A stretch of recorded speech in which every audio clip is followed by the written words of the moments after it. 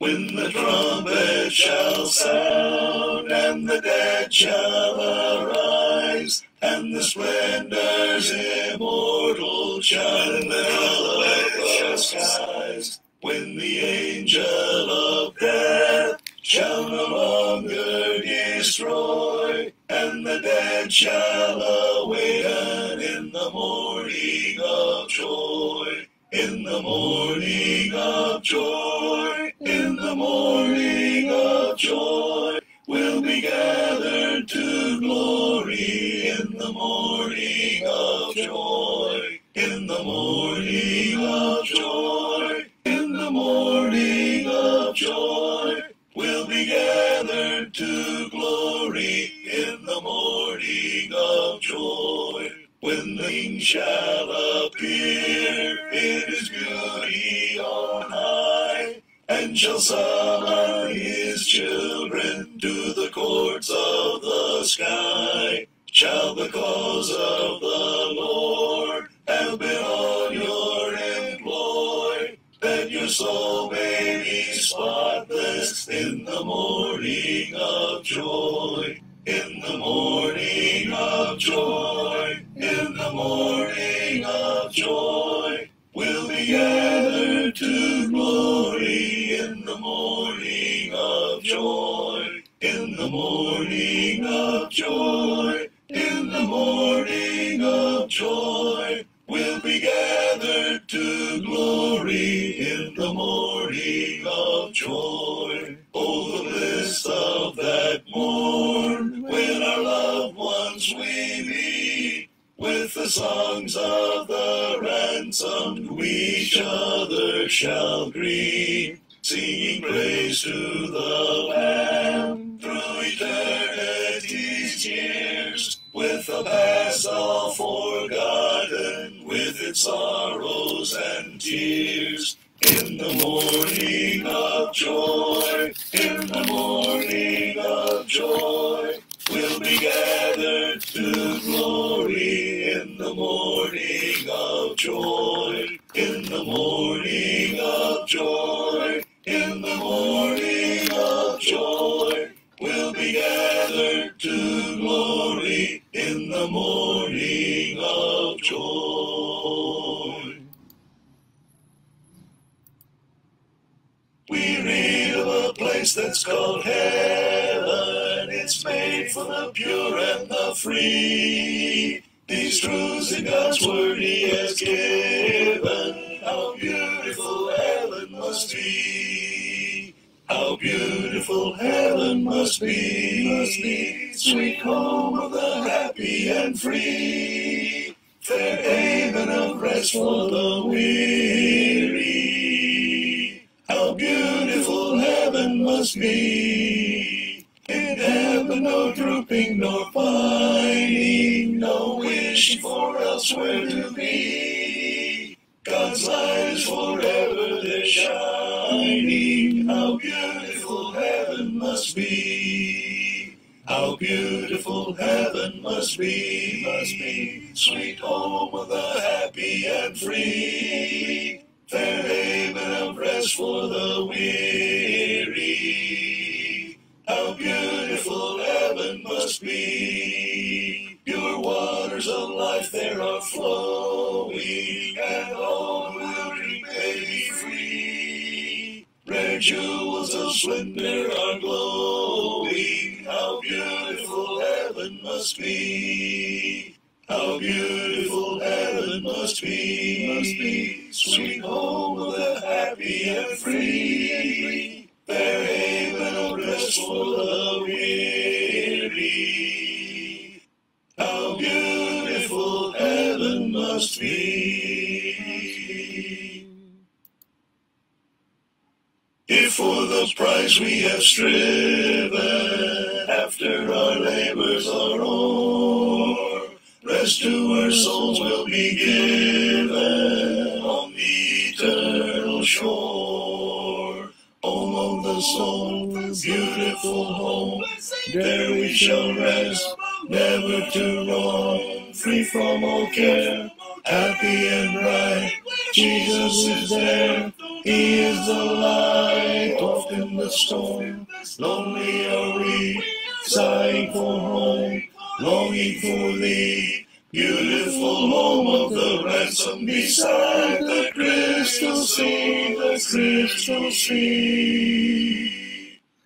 Yes, the sweet rest is remaining for the true children of God, where there will be no complaining, never a chastening rod. Home of the soul, beautiful home, there we shall rest, never to roam, free from all care, happy and bright. Jesus is there. He is the light off in the storm. Lonely are we, sighing for home, longing for thee. Beautiful home of the ransom beside the crystal sea, the crystal sea. Soon the bright home and the dawning, we shall behold the glad dawn. Wait on the Lord till the morning, trust till the night is gone. Home of the soul, beautiful home, there we shall rest, never to roam, free from all care, happy and bright. Jesus is there, He is the light off in the storm. Lonely are we, sighing for home, longing for thee. Beautiful home of the ransom beside the crystal sea, the crystal sea.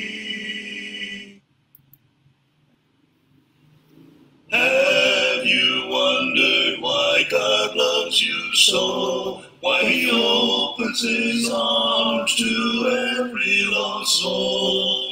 It doesn't matter what your past life may be, God wants you added to His family tree.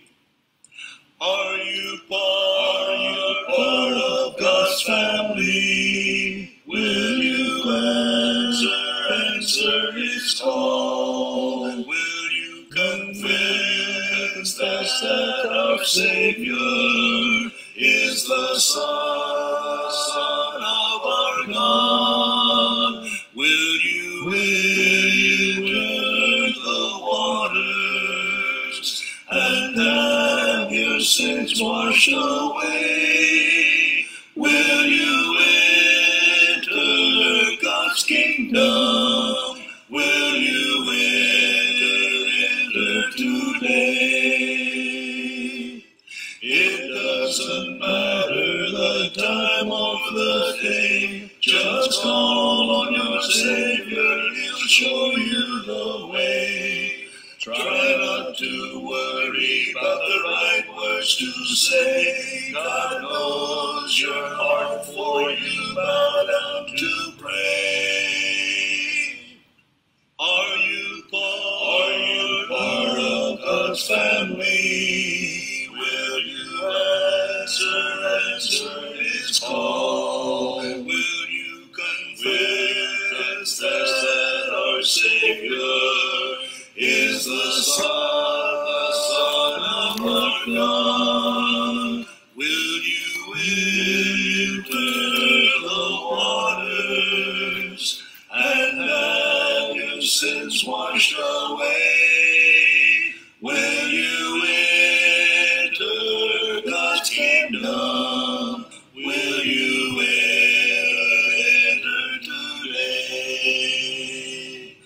God has prepared for those who believe a beautiful mansion, it's ours to receive.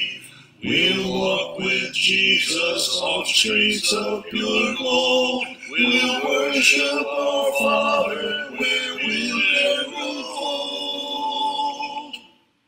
Are you part of God's family? Will you answer His call? Will you confess that our Savior is the Son of our God?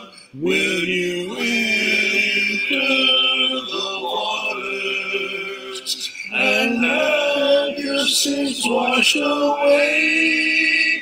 Will you enter God's kingdom? Will you enter today? Yes, will you enter God's kingdom? Will you enter today?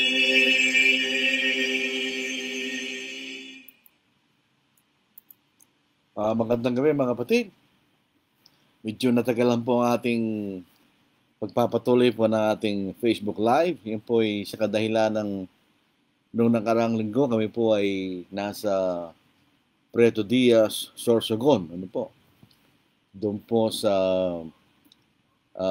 iglesia, kongregasyon sa Preto Diaz na sinimulan po ng kapatid na Larry Mbuenga. Ilang taon na po nakakaraan. Bali yan po ang aming ngayon ang pangalawang taon na sunod-sunod na kami po ay naimbitahan para maging tagapagsalita po sa kanilang 2 araw na pag-aaral po sa banal na kasulatan. Kasama ko pong dumating dyan ay si Brother June Bautista at saka si Brother Jojo Takbad, although meron pang ibang mga tagapagsalita, si Brother Rodney Cumpad, Willie Pastor, Rolly Salvador, James Paet, at saka si kapatid na Alan Dacoco. Yun po ang mga naging tagapagsalita doon po sa 2 araw na pag-aaral po sa Biblia. Pero hindi po kami agad nakaalis dahil wala pong flight nung January 10. So, January 11 po kami nakalipad mula sa Daraga International Airport patungo po sa NAIA. At kami po ay naglakbay point-to-point bus from NAIA Terminal 3 to SM Clark. Pasalamat po kami na medyo maganda na po ang paraan ng transportation. Yung ibang mga kapatid po, sila po ay naglakbay sa lupa. Alos kuminsan, umaabot ng 30 oras ang paglalakbay one way. So, yun po ay matagal na paglalakbay. Pinili po namin yung mas magaang paglalakbay sa pamamagitan po ng aeroplano. So, nagpapasalamat kami sa Diyos at naging bahagi po kami sa gawain yun. At nagpapasalamat din po kami kapatid na Larry Mbuenga, 10 po ng mga kapatiran dyan sa may San Isidro, Church of Christ, Preto Diaz, Sorsogon. Ayun po ay nasa Region 5 ng island ng Luzon. So, ngayon po, tayo po ay magsisilang muli sa ating Facebook Live. At nagpapasalamat po tayo sa ganitong pagkakataon na ito po ay pagkakataon po na ating may pangaral, may turo ang salita po ng Diyos. So, binabati natin ang ating mga kakabsat sa may naibang gabi kada kayo amin kakabsat.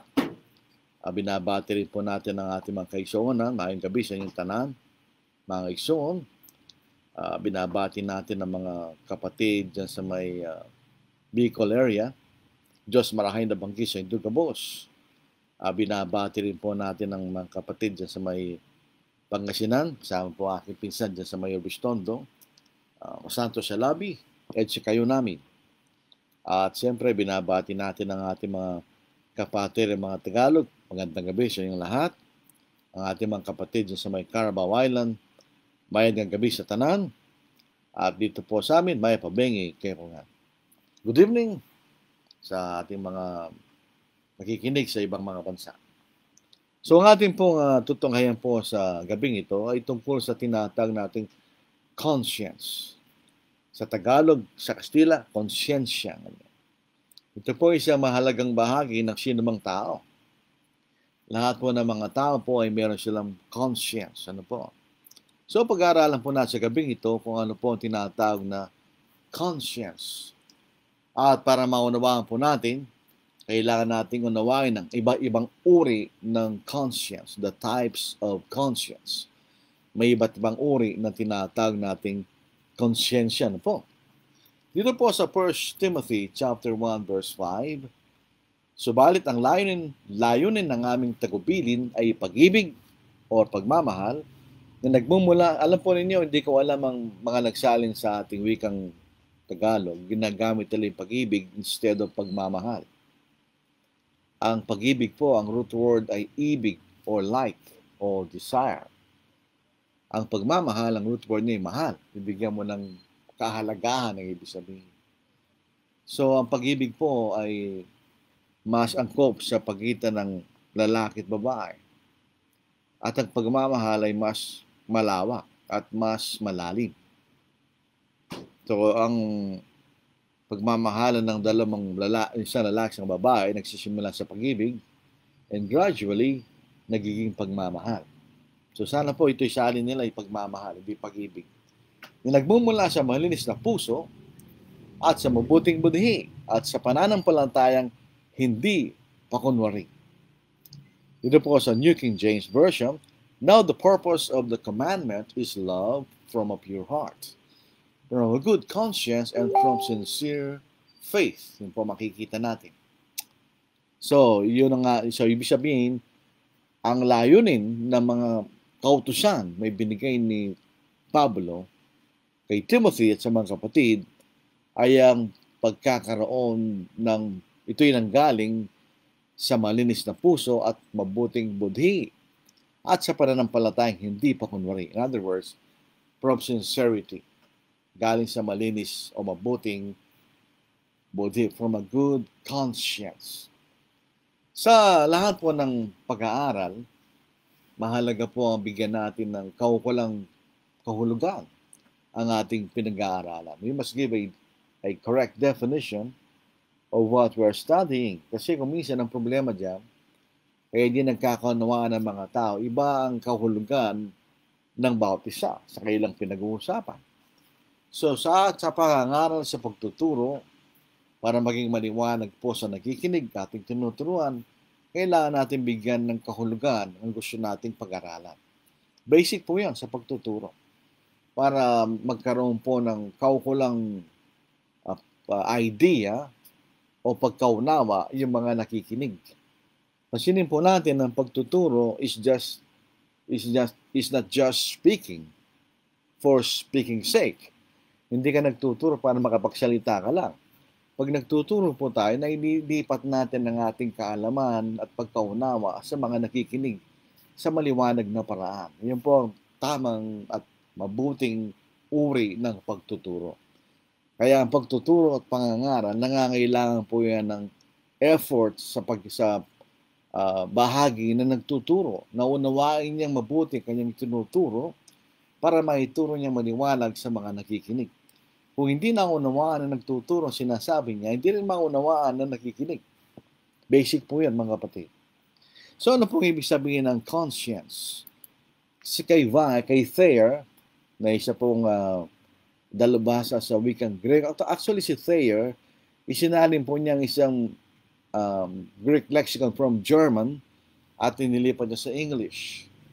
The consciousness of anything, the soul or the spirit, as distinguishing between what is morally good and bad, prompting to do the former and shun the latter, commending one, condemning the other, the conscience.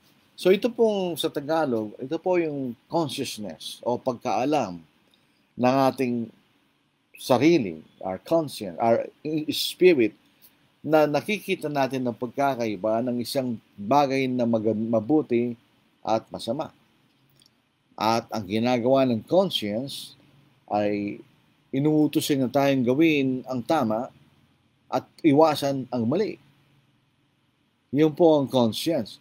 Ito yung parang boses nagsasabi sa atin na tama yung ginawa o mali yung ginawa. Dito po sa Oxford Dictionary, an inner feeling of or voice viewed as acting as a guide to the rightness or wrongness of one's behavior. In other words, aling po dito sa Oxford Dictionary, ito po ay non-spiritual dictionary. Ito wala siyang kaugnayan sa anumang bagay na pananampalataya, kundi binibigyan niya isang kahulugan sa English language. Yan. An inner feeling or voice, nagagaling sa loob natin, na para bang itong ating guide, para malaman natin kung ang bagay natin ginagawa ay tama o mali. Yun ang conscience. Ang ating conscience, nanggagaling po yan sa itinuturo sa atin. It's also guided by the culture at mga bagay na ating nararanasan. Yun ang contributing factors kung ano nagiging sa ating conscience. Meron po ako napanood na sa National Geographic.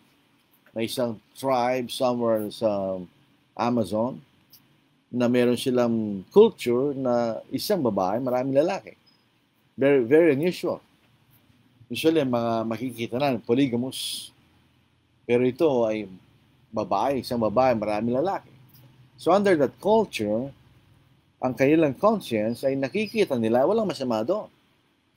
Dahil yun ang kanilang naranasan at yun ang kanilang kultura. So basically, yan ang nagbibigay ng laman sa ating conscience. So yung mga bagay na tinuturo sa atin ng ating mga magulang, mga bagay na naranasan mismo natin, mga bagay na ating natututunan. So in other words, ang ating conscience, depende kung anong ilalagay natin sa loob. Yun ang conscience, mga kapatid. Kaya nga, sinasabi sa Biblia na abang bata tayo, sinasabi na natin, o abang bata pa ng ating mga anak, sinasabi na natin sa kanila ang tama. Para paglaki nila kanya, hindi sila aalis doon. Tama yun. That's correct. Yung mga bagay nating points of view na tayo ngayon tayo malaki na, ay malaking bahagi ang mga bagay na itinuro sa atin ng ating mga magulang nung tayo maliit. Yun po makikita nating conscience. So, ang ating layunin, ang ating pag-aaral, the goal of our teaching tonight is to develop a good conscience. Ayon po sa salita ng Diyos. So, kailangan nating maunawaan na mabuti ang yung conscience. Paano siya magiging patnubay na ating maasahan?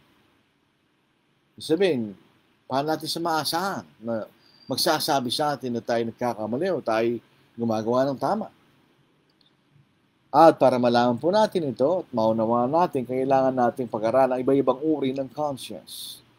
Yes, may iba-ibang uri ng conscience na ating pag-aaralan sa gabing ito. At ang ating goal bilang mga Kristiyano is to have the right conscience. Yung tamang conscience. Ano yun? Paano tayo magkakaroon ng isang right conscience? Unang bahagi na bibigyan natin ng pansin, a good conscience. A good conscience. It's free from guilt. In other words, pag mayroon tayong good conscience, nakikita natin na ito'y mabuting patnubay sa ating mga ginagawa. It's free from guilt. Sabihin, ito yung mabuting konsyensya. Ibig sabihin, ito ay nagsasabi sa atin kung ano yung tama na dapat natin gawin at hindi natin dapat gawin. So, yung pong gumagawa ng tama, they have a good conscience. In other words, yung ginagawa mo, it's correct. Ito'y tama. Walang mali sa ating ginagawa. It's because of a good conscience. Sabi nga po doon sa binasa natin kanina, tulitin natin sa ating Tagalog, subalit ang layunin ng ating tagubilin ay pag-ibig na nagmumula sa malinis sa puso at sa mabuting budhi at sa pananampalatayang hindi pa kunwari. In other words, yung mga tagubilin ni na Pablo kay Timothy at mga kapatid ay buhat sa pagmamahal na galing sa malinis na puso at mabuting budhi at sa pananampalatayang hindi pa kunwari. So ang sinasabi ni Pablo, maasahan ninyo na aming mga tagubilin ay tama. At kung susundin ninyo, ay hindi kayo kaya mapupunta sa panganib. So pag tayo gumagawa ng tama, that means we have a good conscience. Makikita natin. At pero kinakailangan po nating panatilihin nyo. We should have a consistent, good conscience. Minsan may mga tao na sa ibang pagkakataon, tama kailang ginagawa, sa ibang pagkakataon, maling kailang ginagawa. That's an inconsistent conscience. So it should be a consistently good conscience. Yun ang makikita natin. Kung meron tayong mabuting budhi, we should work to keep it. Yun ang ating panatilihin sa ating mga sarili. Dito sa 1 Timothy, chapter 1, verse 19, ito po ating tutunghayan at babasahin po mga kapatid, mga kaibigan na nakikinig at nanonood sa atin ngayon. Dati nakikinig lang, ngayon nakikinig at pinapanood. Para sa radyo rin, gano'n. Dati radyo lang, ngayon yung nagsasalita sa radyo, nakikita na natin sa TV. Ang mga itsura po nila. So 19, na iniingatan ng pananampalataya at ang mabuting budhi. Sa pamamagitan ng pagtatakwil sa budhi, ang ibang tao ay nakaranas ng pagkawasak ng barko sa kailang pananampalataya. Ito yung mga tao mga Kristiyano. Pero pinabayaan nila kailang mabuting budhi. Kaya sila po ay napahamak. So kung Kristiyano po tayo, at nakatuon ang ating budhi sa mga bagay na kalooban ng Diyos, hindi po tayo mapapahama. Kaya lang, sabi nga po ng binasa natin, na iniingatan ang pananampalataya at ang mabuting budhi. Iniingatan ang ating pananampalataya at mabuting budhi. In other words, kung tayo po may tamang pananampalataya na ating pinaniniwalaan ay galing sa salita ng Diyos, yun din ang ating ginagawa. So ito yung nagbabago sa ating mga pag-iisip. Ito yung nagbibigay sa atin ng mabuting budhi. Kaya sabi sa, kung tayo po may mabuting budhi, ibig sabihin, tayo po tiyak na tayo po ay malaya sa anumang guilt. Kaya nga po tayo pag nagkakasala tayo feel guilt dahil nalalaman natin na tayo nagkamali. For as long as nasasaktan pa tayo pag tayo nagkamali, meron tayong pag-asa. Dahil ang pagsisisi nanggagaling sa pagkalumbay ng mga Diyos, that's guilt. Pag nakaranas po tayo ng guilt dahil sa ating pagkakasala, yan po ang makadiyos na pagkalumbay. Ay magbubunga ng pagsisisi yun dahil nalalaman mo kayo nagkasala. Dito po sa 2 Corinthians, yung unang sulat ni Pablo sa mga taga-Korinto ay sulat ng problema. Iba't ibang problema ng mga taga-Korinto, minsan ito ay moral problems, kung minsan naman ito po ay doctrinal na problema sa Korinto. So sinulatan ni Pablo mga taga-Korinto para malaman nila na sila po ay nagkakamali. Sila ay mayroong mga pagkakamali. At later on, malaman natin sila nagsisi. Bakit? Meron pa rin sila mabuting budhi. Dito po sa 2 Corinthians chapter 7, verse 9. Verse 8. Sapagkat bagaman pinalungkot ko kayo sa pamamagitan ng aking sulat, hindi ko ito pinagdaramdam. As a gospel preacher, as an apostle, kailangan niyang gawin niyo. So hindi niya pinagdaramdam niyo. For on the other hand kanya, bagamat aking dinamdam, sapagkat ang mga taong sinulatan niya ay mga kapatid niya sa pananampalataya at mga kaibigan niya. Tandaan po natin na nagsimula sa gawain sa Corinth ay si Apostle Paul na makikita na sa Gawa chapter 18, di ba? So hindi niya pinagdamdam bilang isang mangarap. Obligasyon na yun. Pero bilang mga kaibigan at mga taong kilala niya, siya nagdamdam. Bakit? Bagamat aking dinamdam sapagkat aking nalaman ang sulat na ito ay nagpalungkot sa inyo, bagamat sa maikling panahon lamang. Bagamat obligasyon niya yun, pero alam niya ang epekto ng kanyang sulat ay siya magdamdam. Verse 9. Kaya't ngayon ako'y nagagalak, hindi sapagkat kayo nalungkot, kundi sapagkat kayo nalungkot tungkol sa pagsisisi, sapagkat kayo pinalumbayin ng naayon sa Diyos, upang kayo wag magdusa ng kalugihan sa pamamagitan namin. Sapagkat ang kalungkutan na ayon sa Diyos ay nagbubunga ng pagsisisi tungkol sa kaligtasan na hindi pinagdaramdam, sabagat ang makasalibutan kalungkutan na nagbubunga ng kamatayan. Isip napakaganda po ng sulat na ito. Nung nagsisi ang mga taga-Korinto, hindi sila nalugi sa pamamagitan ni Apostle Paul. Pero kung hindi sila nagsisi, nalugi sila dahil hindi sila nakinabang sa tagubilin ni Apostle Paul. So pag tayo po ay may good conscience, especially ito'y galing sa salita ng Diyos, you are safe.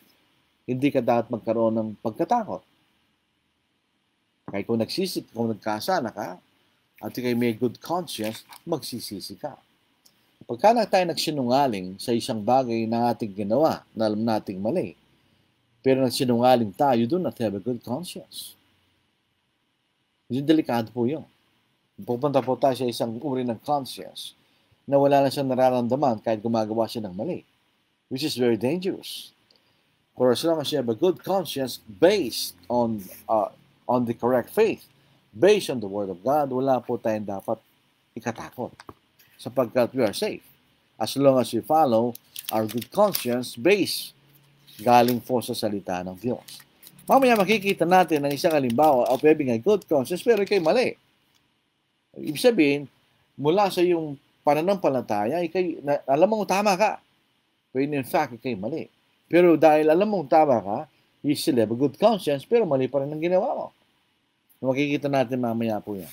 Sa 1 John chapter 2, verse 28 to verse 29, mabibigay tayo ng halimbawa na walang iba kundi si Apostle Paul. Dito po, basahin natin. Pagka kayo nagkakahilid na medyo nahirapan na yun yung kamay, ano? Pero ito po ang ating mababasa. At ngayon, mga munting anak, manatili kayo sa Kanya upang kung mahayag siya ay magkaroon kayo ng magtitiwala at hindi mapahiya sa harapan niya sa Kanyang pagdating. Kung nalalaman ninyong siya'y matuwid, makakatiyak kayo ng bawat gumagawa ng katwiran ay pinanganak niya. Pagka tayo gumagawa ng katwiran, it's because we have good conscience based on the Word of God. So, ang basihan ng isang good conscience, a really good conscience, ay ang salita ng Diyos. Pero on the other hand, makikita natin, you have a good conscience, alam mong iniisip mo ikay tama, it is still possible to do wrong. Pwede ka pa rin gumawa ng hindi tama. Dahil ang iniisip mong mabuting conscience is not based on what is the truth. Tingnan po natin sa Gawa, chapter 23, verse 1. Si Apostle Paul, nang siya po ay isang Hudyo, hindi pa Kristiyano, inisipan niya na siya nagkakamali sa kanyang ginawa. Inisipan niya nung sinabi niyang thumbs down si Stephen o si Esteban, siya pa inisipan siya nagkakamali at that point in time, hindi. Ang inisip niya, tamang ginawa niya. Dito sa Gawa, chapter 23, verse 1, habang nakatitig na mabuti si Pablo sa Sanhedrin, ay sinabi niya, mga Ginoong kapatid, hanggang sa mga araw na ito, ako'y nabuhay na may mali sa buti sa harapan ng Diyos. In other words, yung lahat ng mga bagay na ginawa ni Apostle Paul nung siya hindi pa Kristiyano, ay sa kanyang pagka-alam, ay galing sa malinis na puso, from a good conscience. Pero tandaan po natin, Paul's good conscience ng siya Hudyo is based on a wrong faith. It's not according to knowledge. Sabi nga po sa Romans chapter 10 verse 1. Bagamat iniisip niya na siya malinis sa buti dahil wala naman siya iniisip na ginawang masama. Pero siya nagkamali based on the fact that yung ginagawa niya ay hindi kalooban ng Diyos. Naniniwala po si Apostle Paul that he was right, na siya tama doon sa lahat ng mga bagay na ginawa nung siya hindi pa Kristiyano. Nung siya isang Hudyo at siya mamamatay ng mga Kristiyano at nag-uusig sa mga Kristiyano. Inisip niya na siya tama. Because it was based on his good conscience na inisip niya. Dito sa Gawa, chapter 24, verse 16, masahin natin. Dahil dito lagi ko nagsisikap at na magkaroon ng isang malinis na buti sa Diyos at sa mga tao. Nung siya isang Hudyo. Hindi pa siya Kristiyano. Inisip niya palagi siyang may malinis na budi sa harapan ng mga tao at ng Diyos. Siya gawa ng mga bagay na laban sa ating Panginoon. Nung pagkakataon na inisip niya na ang ginagawa niya ay galing sa malinis na puso kanya. So, pasinin po natin ito. We may think that we have good conscience, but in fact, we're wrong. Dahil hindi ito based dun sa katotohanan. Ang maulinis na buti ni Pablo nung panahon di pa siya Kristiyano ay base sa kanyang paniniwala sa kautos ni Moises. Now, at that time was rejected by God as His law at pinalit ng Ebanghelyo. So, yung kautos ni Moises hindi ito masama, hindi siya kasalanan dahil ito galing sa Diyos, pero ito inalis siya ng Diyos dahil pinalit niya Ebanghelyo. Pero si Pablo noon isang Hudyo pa rin. So, dahil sa ganung paniniwala niya, nagkakaroon ng conscience, bagamat inisip niya na siya may malinis na puso, in fact, wala siyang malinis na puso sa harapan ng Diyos. Dahil ito'y based sa maling paniniwala. Sa Gawa chapter 26, verse 9 to 11. So, ano sinasabi natin? You must be sure na ang ating malinis na budi ay base sa salita ng Diyos. Kasi nasa 26, 9 to 11. Ako mismo ay napaniwala na dapat akong gawa ng maraming mga bagay laban sa pangalan ni Jesus na taga-Nazareth. Yan ang paniniwala niya. At ginawa ko ito sa Jerusalem at hindi ko lamang kinulong sa mga bilangguan ng marami sa mga banal sa pamamagitan ng otoridad mula sa mga punong pari, kundi nang sila'y ipapatay, ay binigay ko ang aking pagsasang-ayon laban sa kanila. For example, si Stephen o si Esteban. Madalas ko silang pinarurusahan sa lahat ng mga sinagoga at pinipilit ko silang manlapastangan. At kung nag-aalab ng pagkagalit sa kanila ay pinag-usip ko sila maging sa mga lungsod sa ibang lupain. Pasinin natin, nung si Pablo po ay nagpakitang Panginoon sa daan papunta sa Damasco, o yung pang-usigi ng mga Kristiyano sa Damasco. So, yun po natin yun. So, sa kanyang kaisipan siya'y tama. Dahil yan ang pinaniniwala niyang katotohanan, but in fact, hindi. Hindi na yun ang katotohanan ng Diyos sa panahon na yun, kundi ang Ebanghelyo ng ating Panginoon. So, sometimes, we think we are doing right, yet we are doing wrong. So, sa kaisipan ni Pablo, ang kanyang ginagawa ay tama. Dahil base sa kanyang paniniwala sa panahon na yun. But in fact, it was wrong. Nagkasala siya sa Diyos at siya naglapastangan sa iglesia ng Diyos. Dito po sa Proverbs 14 verse 12, inulit rin po yun sa Proverbs 16. So in other words, kung inuulit-ulit yan, ibig sabihin yan ay mahalaga. Di ba? For emphasis. Ito po ang ating mababasa. Ito po ay tama sa experience po ni Apostle Paul. Sayan natin. Mayroong daan na tila matwid sa isang tao. Yun ay, that's good conscience. Iniisip mo na ito'y matwid. Ngunit, mga dang tungo sa kamatayan ng dulo nito. Tulad ni Apostle Paul. Iniisip niya tama ang kanyang ginagawa, pero ang dulo riyon ay dulo ng daan ng kamatayan. Hindi siya maliligtas, kundi siya nagbago. In other words, a good conscience, ito yung free from guilt. Kung ito'y base sa salita ng Diyos, that's okay. Dahil ang ating standard sa tama at mali ay galing sa Diyos. Pero kung hindi tama ang ating batayan, kahit naisip mo na ikay may mabuting budi, ikaw pa rin ay mali. Yun nga, Proverbs chapter 14 verse 12. Susunod pa na makikita natin ay ang defiled conscience o nandungisan na konsyensya. Ito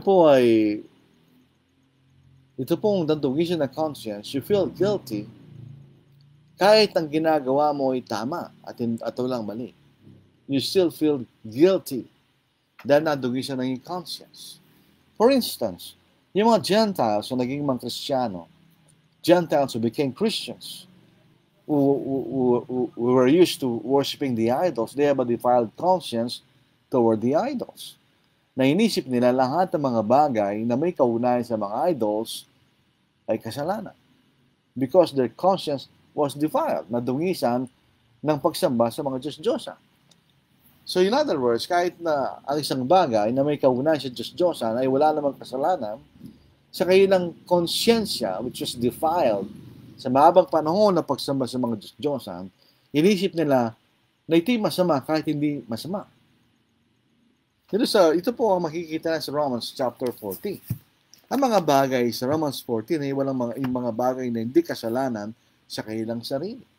But this because some of the brethren have defiled conscience, causing them to have weak conscience. Kahit na tama, iniisip nila ito'y mali. At kung gagawin nila, iniisip na sila magkakasala. Because they have defiled conscience. Sayin natin, sa Romans 14, tingnan ninyo, itong mga bagay na ito, hindi masama. Pero sa mga Gentiles na naging nagkaroon ng karanasan na mahabang panahon na pagsamba sa mga Diyos-Diyosan, inisip nila ito masama. Masaya natin. May tao naniniwala na makakain ang lahat ng mga bagay. Yun ang isang Kristiyano may matakas na pananampalataya. Tama ang kanyang pagkaunawa sa pagkain. Ngunit ang mahina ay kumakain ng mga gulay. Huwag gabakin ng kumakain ang hindi kumakain, at ang hindi kumakain ay huwag umatol sa kumakain sapagkat sila'y tinanggap ng Diyos.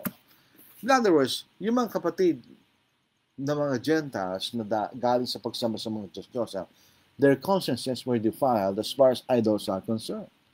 Sa kanilang kaisipan, lahat ng mga bagay na may kaugnayan sa mga idols ay kasalanan. Yun ang kanilang defiled conscience.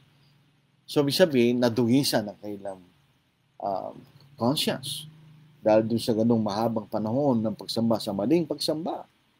Sa Corinth, marami ang may ganung klaseng conscience.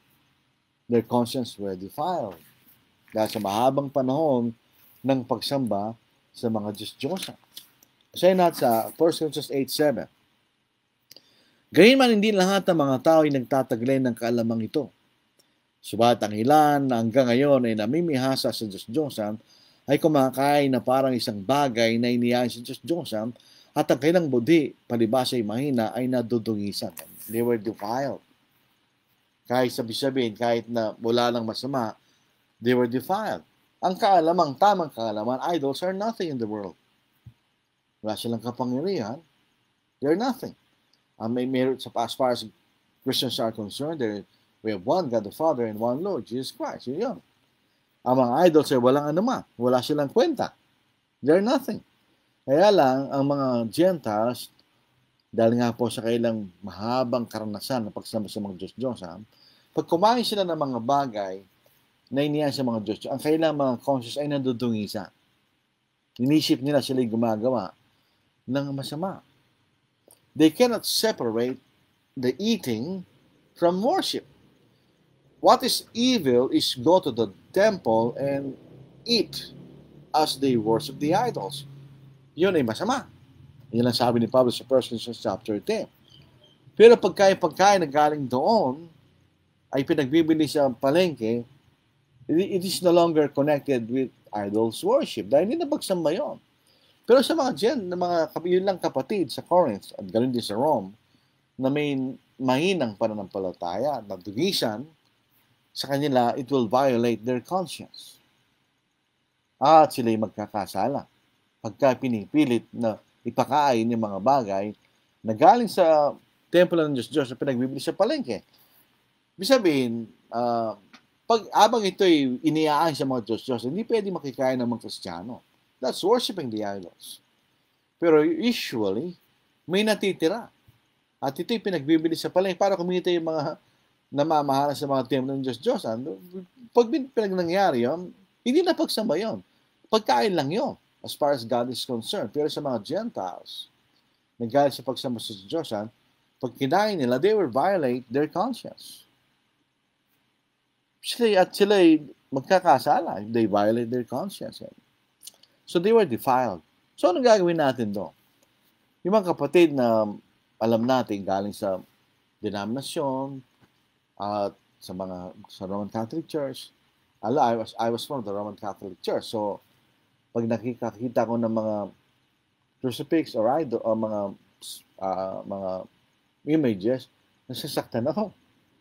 At the time, dahil bago pa lang Kristiyano. As time goes by, at naunawaan mo na, hindi na. Mawawala na yung ganung klaseng kaisipan na damdamin. Makita ng crucifix, so what? That's nothing. Makita ko ng mga images, that's nothing. Wala akong pakialam dyan.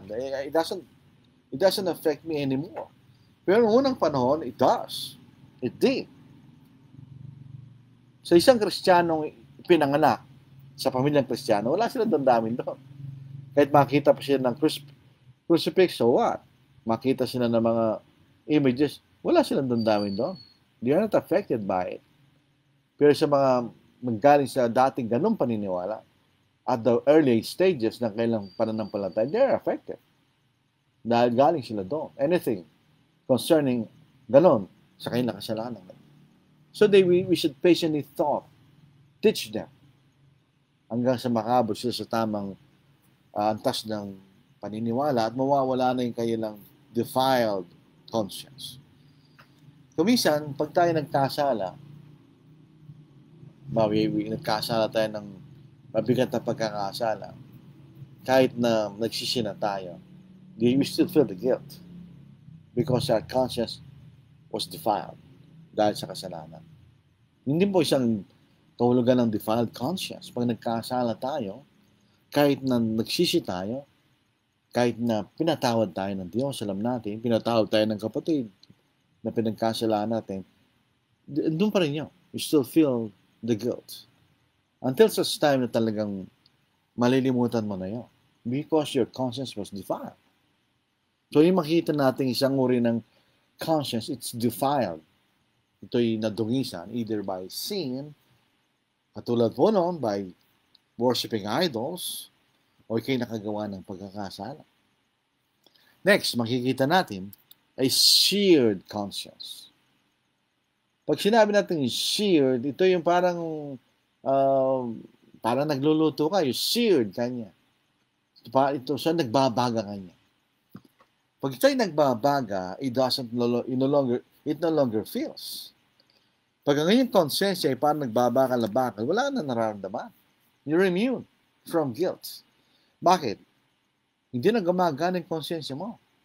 Your conscience no longer works because of habitual sinning, habitual lying, habitual stealing, habitual etc. Your conscience will be seared. Hindi na siya nakakaramdam ng guilt. Dito po sa 1 Timothy chapter 4. Basahin natin sa Tagalog at babasahin rin po natin sa English. Ano po? Sa 1 Timothy chapter 4, ito ang ating mababasa. Verse 2. Verse 1 and verse 2. Ngayon ay maliwanag na sinasabi ng Espiritu na ang mga huling panahon ang iba'y tatalikod sa pananampalataya sa pamamagitan ng pakikinig sa mga mandarayang espiritu at sa mga alam ng demonyo. Sa pamamagitan ng pagkukunwari na ng mga nagsasalita ng mga kasinungalingan, na ang mga budhi ay tinatakan na nagbabagang bakal kanya. Na ang mga budhi ay tinatakan na nagbabagang bakal. Dito po sa English, makikita seared with a hot iron kanya. Pagka nagbabaga, sa simula masasaktan nga, but afterwards, wala kang nararamdaman. Dito, basahin natin sa English, ano po, sa New King James. Now the Spirit expressly says that in latter times, some will depart from the faith, giving heed to deceiving spirits and doctrines of demons, speaking lies and hypocrisy, having their own conscience seared with a hot iron. A seared conscience, speaking lies and hypocrisy. In other words, yung mga nagsasabing nangangal po ng mga doktrina ng mga demonyo at nakikinig kaya sa mga espiritu mapangkayat o deceiving spirits, they speak lies and hypocrisy, having their own consciences seared with a hot iron. So wala na silang nararamdaman. They no longer feel guilt regardless of doing right or evil. So wala na. May gumagawa sila ng tama, ginagawa sila ng they no longer feel the guilt. Their consciences have been violated many times because of habitual sinning. It no longer works. Wala na siyang sinasabi. Nagkamali ka. Wala na siyang conscience na nagsasabi ng ganun sa kanya. His conscience no longer works. If it is a seared conscience, tinatakan ng parang bakal na nagbabaga kanya. Yan din niyo. Your conscience is seared with a hot iron. You no longer feel. Wala ka nang nararamdaman. Kaya nga po, pag ganito, yung mga iba, lumala sila sa pananampalataya. Nakinig sila sa ganung klaseng seared conscience. Ngayon, when sin becomes habitual, ibig sabihin, palagi na tayo nagkakasala, day in, day out, tayo nagkakasala, guilt is no longer there. For instance, ikaw po ay pumatay ng tao. Sabi nila, when you kill for the first time, you feel guilt. Bumabalik ka dun sa pinangyarihan ng krimen. Second time you killed, meron ka pa rin nararamdaman. Third time, fourth time, fifth time, wala ka na nararamdaman. You're used to it. Hindi na gumagana yung conscience. Gayun din po sa mga, halimbawa, dalaga na nakisama sa isang may asawa o isang binata nakisama sa may asang babae. Sa simula, they feel guilt. Especially pag pinagsasabihan sila ng mga magulang, kamag-anak, yung ginagawang kasalanan, they still feel the guilt. Pero pagka sila po ay nasanay na doon, in that situation, and they, siyempre may nararamdaman silang kasiyahan doon sa relationship na yon, it will come a time, guilt will no longer be there. Hindi ka na masasaktan pag sinagsasabihan kang, iwanan mo na yan, kasalanan ginagawa mo. Wala, hindi ka na nasasaktan. You're used to it. Hindi na gumagana yung conscience. Yun ang delikado. Pag wala na tayong nararamdaman, na tayo, kahit nagkakamali tayo, hindi mo na nararamdaman na nagkakamali ka, then you're hopeless as far as you are concerned sa harap ng Diyos, unless you have a change of mind. Yun po sa Jeremiah, chapter 6, verse 15. Sabi rito, were they ashamed when they had committed abomination? Sila ba'y nahiya? Nung sila'y gumawa ng karumal-dumal kanya? No, they were not at all ashamed. Nung nagsimulang sumamba sa mga Diyos-Diyosa ng mga taga-Israel, were they ashamed? Sabi ni no, they were not ashamed, ganyan. Nor did they know how to blush. Therefore, they shall fall among those who fall, and at the time I will punish them. They shall be cast down, says the Lord. They do not know how to blush. Alam niyo, pagka alam mo nagkamali ka, you blush. Dahil nahihiya ka sa yung ginawa. Pero when you no longer know how to blush or to be ashamed, pag gumawa ka lang masama, then your conscience is sealed. Hindi mo na nararamdaman na nagkakas unless there's a change of heart. Kaya po sa Hebrews chapter 6:4-6, kapag ang isang Kristiyano, umalis na sa pagiging Kristiyano, he has left the faith. Imposible eh. As long as he is in that state of mind, kasi magbago. His conscience is already sealed. Umalis na siya eh.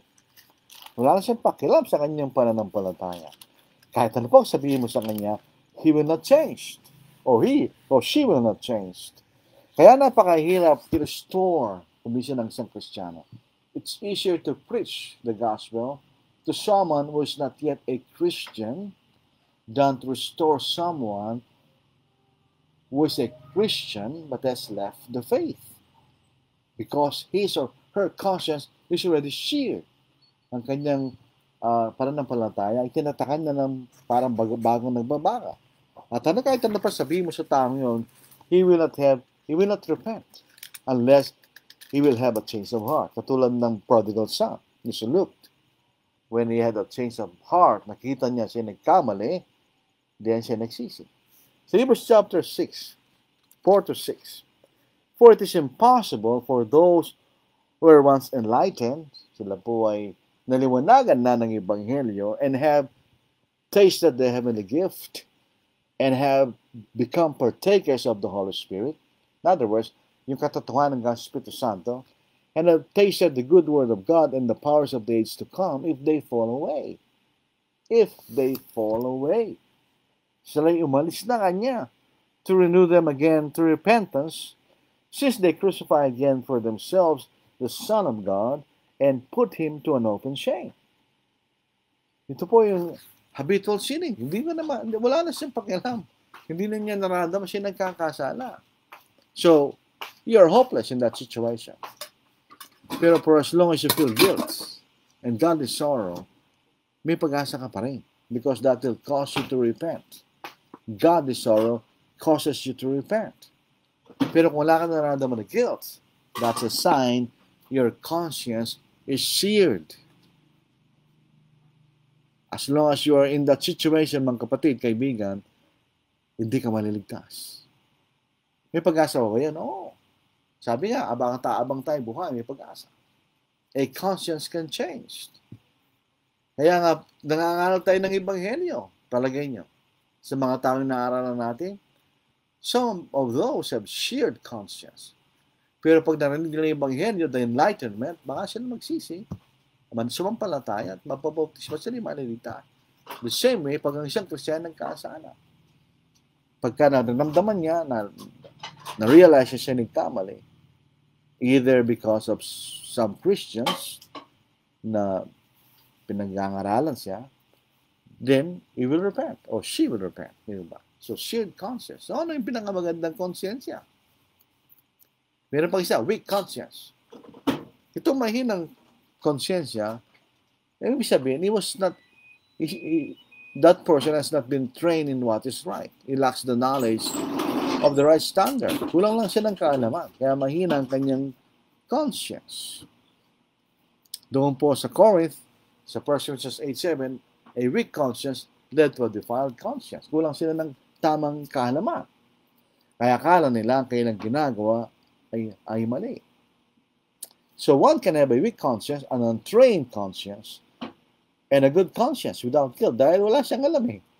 Kulang kanyang kaalaman. So kulang kanyang kaalaman kung ano buti masama. So maaaring sa isip niya siya may malinis na budhi. Katulad ni Pablo.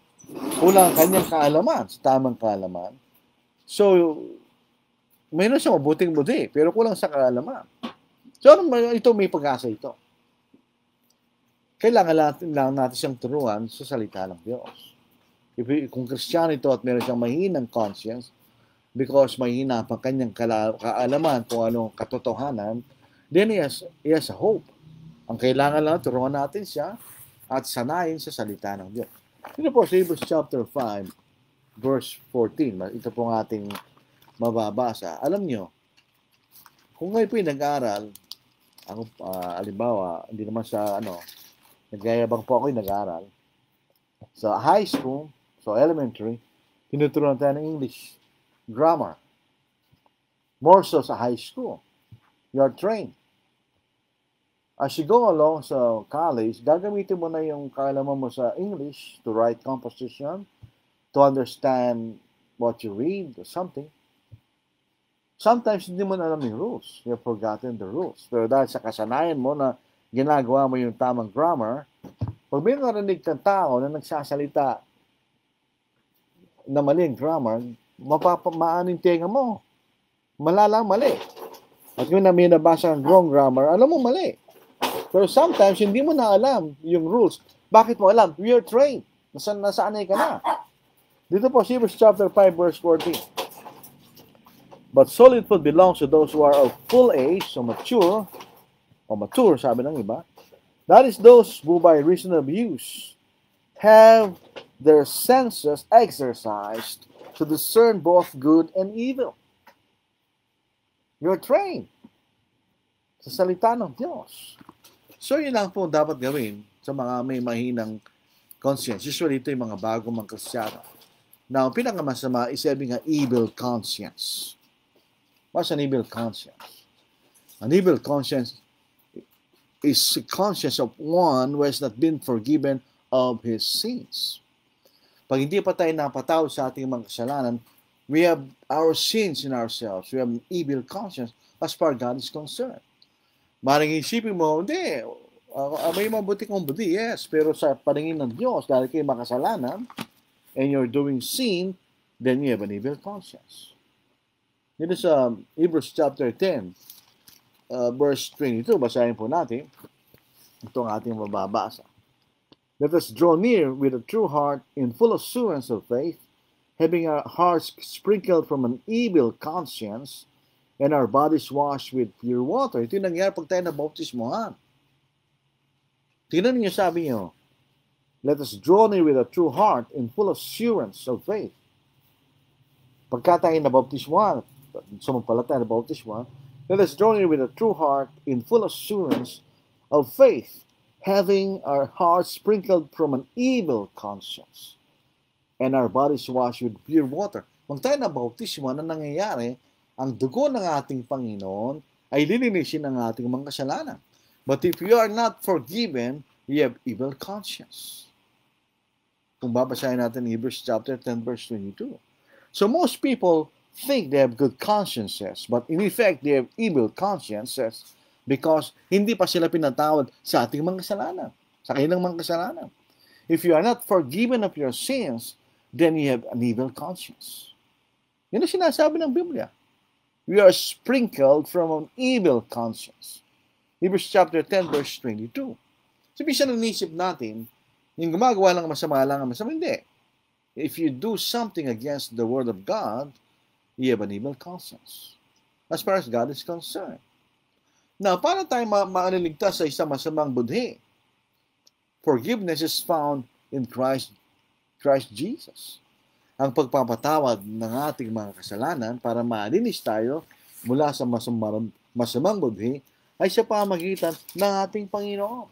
In Hebrews chapter 9, verse 14, how much more shall the blood of Christ, who through the eternal Spirit offered himself without spot to God, cleanse your conscience from dead works to serve the living God?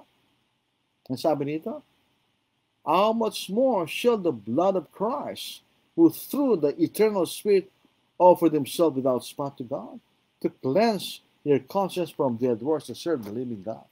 So, naglilinis sa ating mga masamang budhi ay ang dugo ng ating Panginoon. Forgiveness is found in Christ. Minsan may mga taong may masamang budhi. And we should beware of those people dahil they will influence us to doing sin. Kaya dito sa Hebrews chapter 3 verse 12, pinag-iingat tayo sa mga may masamang budhi na mga magbibigay ng influence sa atin para tayo po'y magkamali. Basahin natin. Beware, brethren, lest there be in any of you an evil heart of unbelief in departing from the living God. An evil heart of unbelief, an evil conscience. Kailangan po tayo. So the blood of Christ cleanses the evil conscience. Aalisin niya yung masamang budhi sa pamagitan ng ating Panginoon. So, we need to have a pure conscience. This is a good conscience, purified by the blood of Christ. Nung tayo po ay sumunod sa Ebanghelyo. Pag tayo po ay napatawad sa ating mga kasalanan, then we have a good or pure conscience. Sayin natin, ano po? Sa 1 Timothy, ulitin natin, chapter 3, verse 9, ito po ang ating mababasa. Nakakalaw, may silang po ito, mahaba. Holding the mystery of the faith with a pure conscience. When we are forgiven of our sins, then we have a pure conscience, cleansed by Christ. It is the good conscience of one who is doing right. When you have a pure conscience, you have a good conscience doing what is right. Si Apostle Paul, he thought he had a good conscience, but he did something wrong, contrary to the will of God. Pag tayo na bautismohan, we appeal to God for a good conscience. Alam po niya, may mga magandang salin po nito.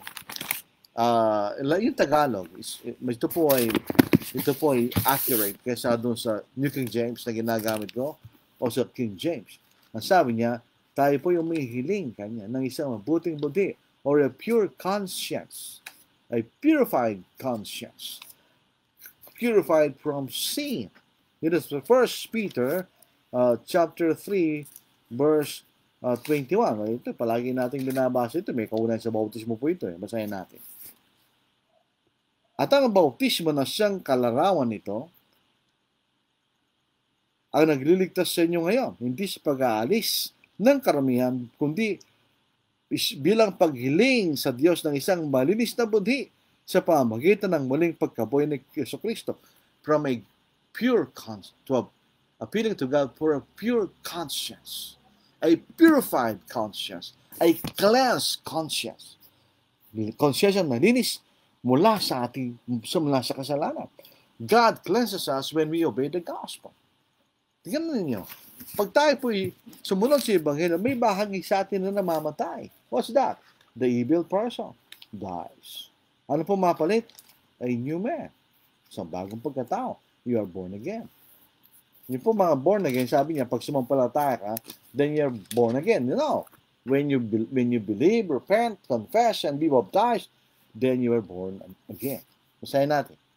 Sa gawa, Romans chapter 6:2-4. O di ba niyo nalalaman na tayong lahat na mga nabautisman kay Kristo Jesus ay mga nabautisman tungo sa kanyang kamatayan? Kaya tayo nilibing. So, pinilibing kaya namatay. Nakasama niya sa pamagitan ng bautismo tungo sa kamatayan na kung paanong si Kristo ay muling nabuhay mula sa mga patay sa pamagitan ng kalulutian ng Ama, gayon din naman tayo makakalakad sa panibagong buhay. We will walk into newness of life. We are new men. Bagong tao. Yung mga Baptist, mali sila. They have a wrong notion of baptism. We only bury someone who is dead. You can't bury someone who is alive. That's a crime. Murder, yun. But according to Baptist belief, when you believe, you are already saved. Then you are baptized. Then you are burying someone who is alive. Nililibing mo isang taong buhay. The Bible says, we bury a dead man. Pag tayo po yung makasalanan, we are dead as far as God is concerned. Pag tayo sumampalataya, nagpahayag ng ating pananampalataya at nabautismo, then we were made alive. From death to being alive, spiritually, di ba? So, doon nangyayari pag tayo nabautismo. And this continues as we obey God. Ito po ay consistent. Sabi nga po na sermon ni Brother John Bautista sa Pirata Diaz, we have to continue obeying God. Not once saved, always saved, but it's a conditional faithfulness. Tayo po'y patuloy na tapat na lumalakad sa harapan ng Diyos. Dito sa 1 John chapter 1, dito po sa verse 7, basahin natin. Ngunit kung tayo lumalakad sa liwanag, na tulad niya na sa liwanag, may pagkisama tayo sa isa't isa at dugo ni Jesus na kanyang anak, ang luminis sa atin sa lahat ng mga kasama. We have to continue our faithfulness. We have to continue with our pure conscience. Conclusion. We must have a good conscience by God's standard and man's standard. It is not enough to think we are right. Hindi tama na inisip natin tayo tama. You have to prove that you are right by the Word of God. We must be right. Kailangan tama tayo. And this involves knowledge, obedience, and forgiveness. It involves knowledge of the Word of God, obedience to the gospel, and that will provide forgiveness. We can have our hearts sprinkled clean from an evil conscience. So Hebrews 10 verse 22, by obeying the gospel. Pag sumunod tayo sa Ebanghelyo. This is done in baptism when we appeal for a pure conscience. Sa 1 Peter chapter 3 verse 21. Then we receive forgiveness.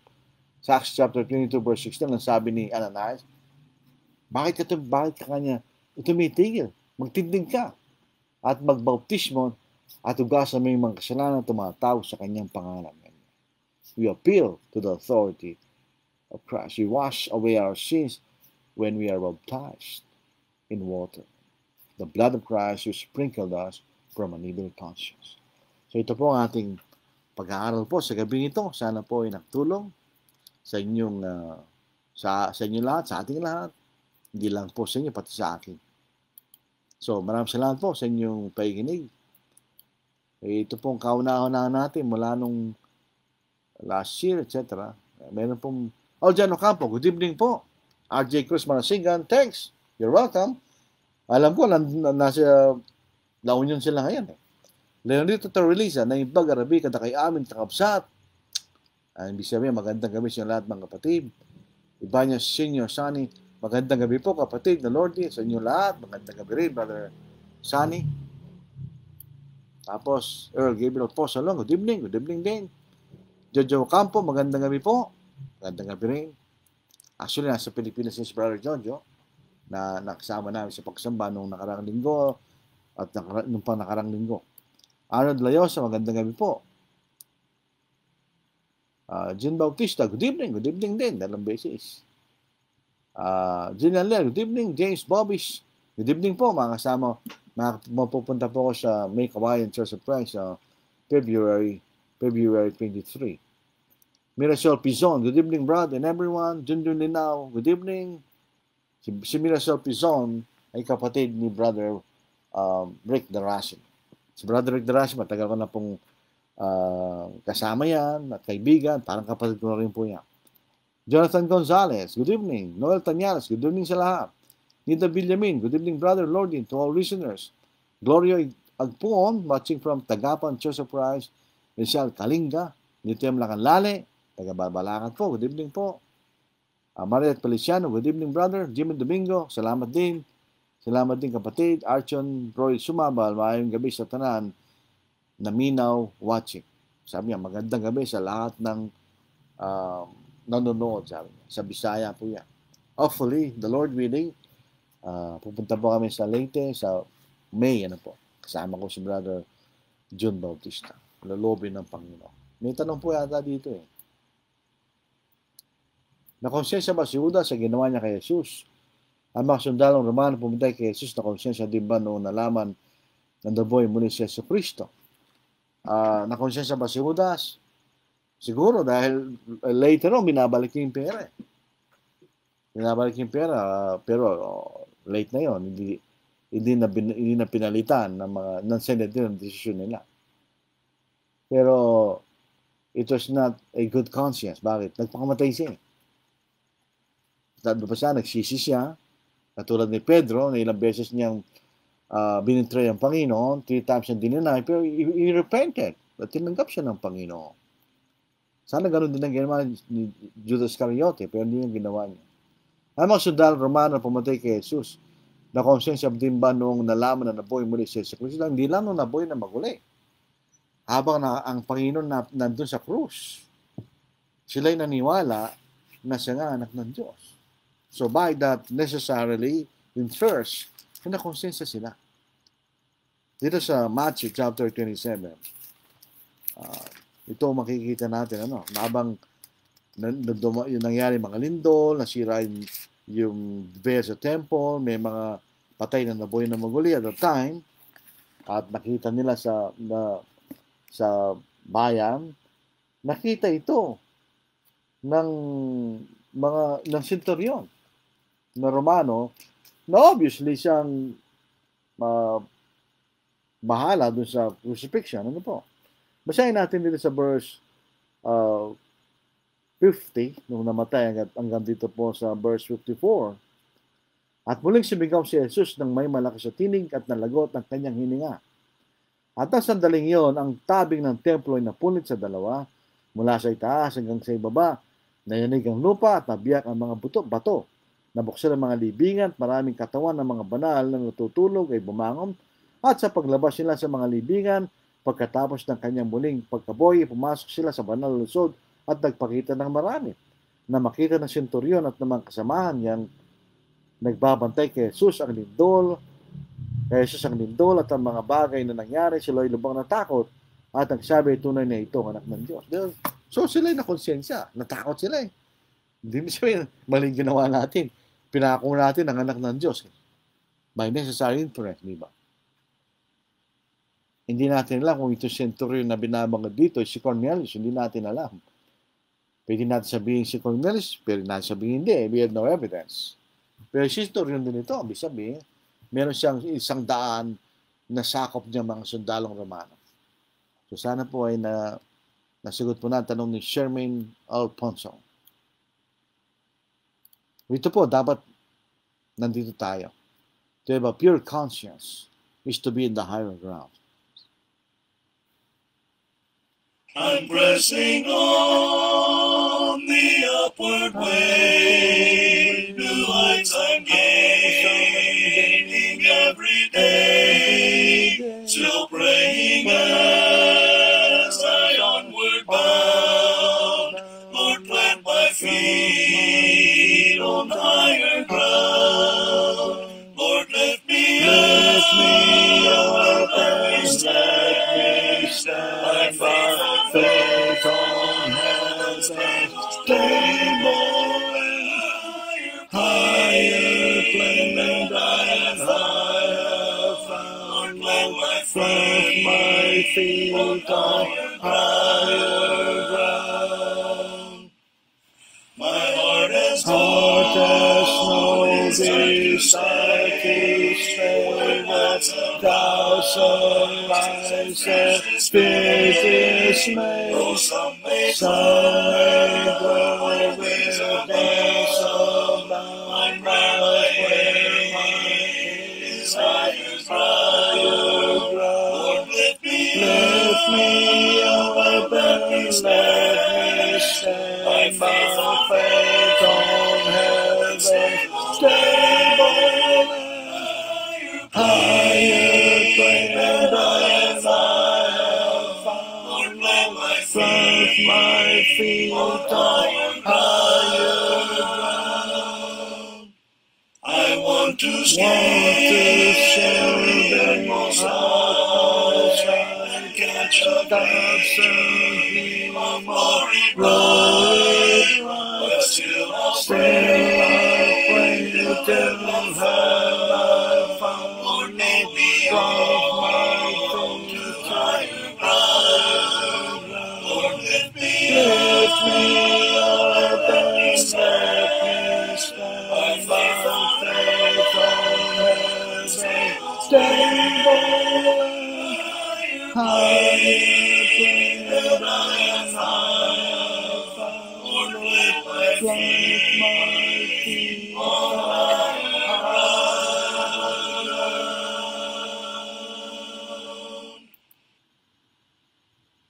Your only Son, no sin to hide, but you have set him from your side to walk upon this guilty sod and to become the Lamb of God. O Lamb of God, sweet Lamb of God, I love the holy Lamb of God, to who wash me in his precious blood. My Jesus Christ, the Lamb of God. Your gift of love they crucified. They laughed and scorned him as he died. The humble king they named a fraud, and sacrificed the Lamb of God. O Lamb of God, sweet Lamb of God, I love the holy Lamb of God. Oh, wash me in his precious blood. My Jesus Christ, the Lamb of God.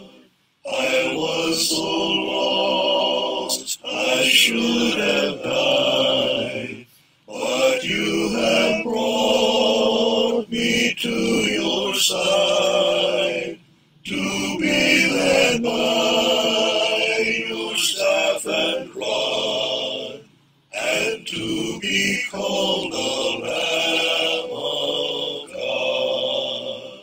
O Lamb of God, sweet Lamb of God, I love the holy Lamb of God.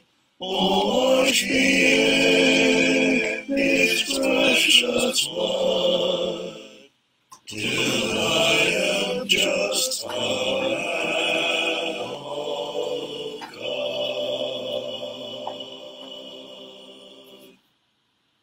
Ganda po yung development ng lyrics niya. Sabi niya, the Lamb of God, hanggang tayo po ay maging ay Lamb of God.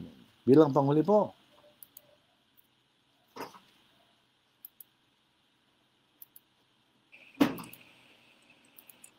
Hey, I'm Joey, and I'm one of the...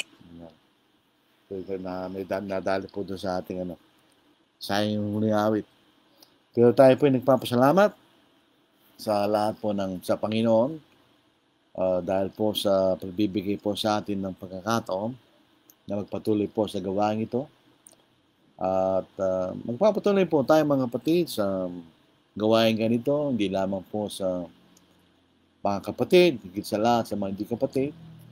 Tulad po ng ating mga awit dito, siya ang ating Lamb of God, siya ang ating sacrifice for our sins. Sana po yung mga hindi pa Kristiyano, pahalagahan nila yun ng kamatay ng Panginoon ay para sa ating kaligtasan. Kaya sinutusan po tayo ng Panginoon na tayo sumampalataya sa Ebanghelyo, tayo magsisi sa ating mga kasalanan at ipayag sa ating bibig ang ating pananampalataya sa bilang anak ng Diyos at tayo may labog sa tubig sa kanyang kapamahalaan, otoridad sa ikapagpapatawad ng ating mga kasalanan. Hindi po mahirap gawin yun. Mas mahirap na ating huwag bigyang pansin ng mga bagay na ito at tayo magsisi sa huli, abang tayo po ay nagturusa sa walang hanggan sa mga puwis sa impyerno, wala na tayong magagawa doon. Pero ngayon, meron pa, abang tayo buhay, at di pa dumating ang Panginoon, meron pa rin tayong pag-asa. Hindi pa dating ng Panginoon, ay pagbibigay sa atin ng pagkakataon. So maraming salamat po sa inyo, dagang salamat sa inyong pagpaminaw, maraming kasalamat kayong Minalbir at aming karamdam sa ating mga kabayan dito sa probinsya ng Pampanga. Meron po nadagdagan sa mga bumati. Si Reza Balbin, ito po yung 5-in-1. Nung kami nasa Davao, 3-in-1 kape, tapos may Milo, tubig, 5-in-1. At si Charles Ryan Rapp, nasa Singapore, siya po yung nakikinig. Marami dito sa aking sa Ryan Sangguan, si Sister Edna del Villamayor, salamat din. Si Roger Pangati, taga Mindanao. Si Renier Dayan Aliado, salamat. Si Joshua Glenn Piesta, Arman Olino, swatching. Denver Domingo, swatching kanya. Leo Gravino Entroso, Jonathan Gonzalez, yung iba hindi ko kilala, Jimmy Domingo, Marcos Hipolito Caspillan, nasunood din. Rolar Calas, Gloria Poon, etc. Dahil pong salamat sa inyong panonood pakikinig. So tayo po ay manalangin bilang panghuli. Panginoon, kami po ay nagpapasalamat sa inyo sa oras na ito na binigyan muli kami ng pagkakataon na makinig at mag-asa yung salita. Naway buksan nyo ay magpuso't pagkaisipan upang unawain namin ang katotohanan na ito at tanggapin namin at kami sumunod sa inyong katotohanan upang magkaroon kami ng pag-asa ng buhay na walang hanggan. Hinintay po namin pagdating ng Panginoon na aming tagapagligtas. Sa panahon na yun ay dadaling kami sa ipinangakong tahanan, tunay na tahanan sa langit. At iwanan na po namin itong pasamantalang tahanan sa lupa na ito'y gugunawin ng Panginoon sa uling araw. Naway ang mga nakikinig po sa amin na hindi pa sumunod sa inyong Ebanghelyo, dahil sana timbangin nila ang mahalagang bagay na dapat nilang gawin, dahil di mo namin nalalaman ang oras na aming pagpanaw sa mundong ito. Tawagan niyo kami sa imong pagkakasala. Dinadalangin namin lahat na nagpapagal sa Ebanghelyo na sana yung magtagumpay sa pangangaral ng Ebanghelyo na mapintuan ng bubuksan na makinig sa Ebanghelyo. Kami rin po nananalangin sa mga namamahala sa aming pamahalaan na sana may pagpatuloy ang mapayapa at maayos na paraan ng pamumuhay upang kaming mga anak ay magpatuloy sa paglilingkod sa inyo. Naway bigyan muli kami ng pagkakataon sa mga susunod na araw at ang lahat ng ito ay ang dinadalangin sa pangalan ng Kristo. Amen. Maraming salamat po. Hindi ko alam kung bukas o Sabado o sa Lunes tayo magkakaroon ng muling pag-aaral po sa Facebook. Maraming salamat. Tayo po mag-ingat. God bless.